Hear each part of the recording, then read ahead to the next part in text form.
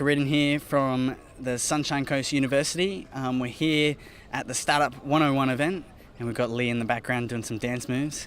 And we're here with Brad, who's just come out from a session of speaking, serial entrepreneur.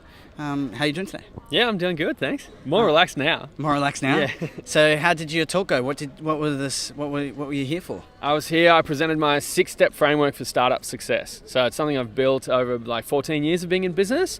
I had multiple startups, and it's I kind of dedicated a lot of my adult life to starting and growing businesses. So I've got a lot of experience in the deep thought that it might sort of involve, and that's kind of what I presented today. So 6-step framework that I kind of feel people can put into their lives and help them sort of grow their business through some of the times that are tough and some of the times where you have high growth, how to act on that as well. Yeah, because it sometimes gets a bit overwhelming. Absolutely, and then you've got to sort of think on your toes a bit. Oh yeah, for sure. Sometimes you get your feelings in the way of business too. That was one of the things I said today, was like, I've had some brutal no's in my time, no's that knocked me around, that really stopped me in my tracks. And dealing with those, that's a big thing. Startups, the quicker you can grow that thick skin, the better for you, because you start learning from the bit of feedback that comes your way, and you better your product, you better yourself, and all of a sudden you start doing really well, because you as a person are the thing behind it. So that's one of my key points today, is that you are the engine. Yep. So you're the thing behind it. And my analogy was, you can be an 85 Barina or you can be the brand new Ferrari. So which one do you want to be? And you make that choice every day. Yeah. Yeah. Awesome. So let's go back in time a bit. And so we was talking before, and you started your first business at 17? I did. Or you started your journey at 17? Yeah, so I started my first business at 17. It was called, Mistaken Clothing. Printed some t-shirts in my garage and wanted to sell them to some mates. It was a hobby business, right? But it did sort of kick me off. And then I was at uni, studying marketing, and I started designing clothes and got right into properly designing clothes. So I did that for a span of about 10 years. And I mean, we were pretty big for a while there. We had over 100 stockists across the world, agencies in, US, New Zealand, Australia, all over Australia we had that, and we manufactured out of Bali, Indo in general, but a lot of it out of Bali. I was in Bali 4 months of the year. It was good fun, and along that time we created a screen printing business, my mum and myself, and that's what I sold. The brand is called Jamie Fame. Yeah. Sold Jamie Fame about 2.5 years ago, but during the time we were running both simultaneously, and we had another business called Budget Screen Printing, and then my startup, which is kind of cool to be here today at Startup Week with a startup of my own, because I'm kind of in the same boat as everyone else here. Only the only difference might be the fact I've done this a few times. So I'm a bit more confident in it. Yeah. And I've started a business called Hoops, which is a cloud-based business management application for screen printers, embroiderers, promotional products companies. Okay. And we created it for ourselves about 3 years ago, tweaked it a bit, set it up as a SaaS model. And this is new to me. I don't know tech stuff that well. So It's been a really, really good learning curve, and it's been great to apply this framework that I'm talking about to everyone else in my own startup at the moment as well. That's been brilliant.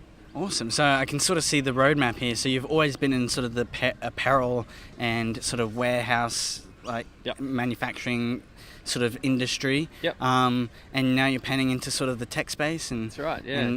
And applying your feedback to the industry to a new platform. Yeah, that's right. Yeah. So I mean, I like me as a person, and considering that point of you are the engine behind what you're doing, the tech stuff feels to suit me really well. It's like a really complex problem that takes a long time to solve, and I like that type of thing. Day-to-day tasks tend to bore me after a little while, and that's what I love about tech. It's just ever evolving. It's really busy. It's really fun, and I'm loving it. It's really good. And we've been going really well. I mean, we had a lot of signups really quickly, a lot of interest in our product. And one of the points that I made today was within about 3 months of launch, I'd done about 200 demos, right? Yeah. Which was good as far as I could tell. That was really good percentages.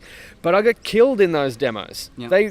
Because we were a new product, and I didn't even necessarily know what the market wanted. We didn't test the market and create a product. Yeah. We had a business, created a product for that business, and then took it to market. So slightly different way of going about it. But then what happened was all this feedback across those demos, 200 demos, right? And I got a lot of no's in those demos. That's where my thick skin and my experience plays into it, is I just went straight back in. We redeveloped. We're still redeveloping at the moment. I got some government funding, which is just sort of finished up, and we'll launch in January next year with a brand shiny new product that's basically based off of user feedback.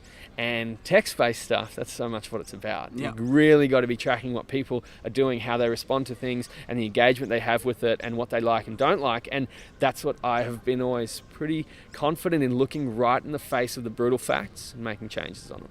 Awesome stuff, man. So, so you've just finished up your talk. Yep.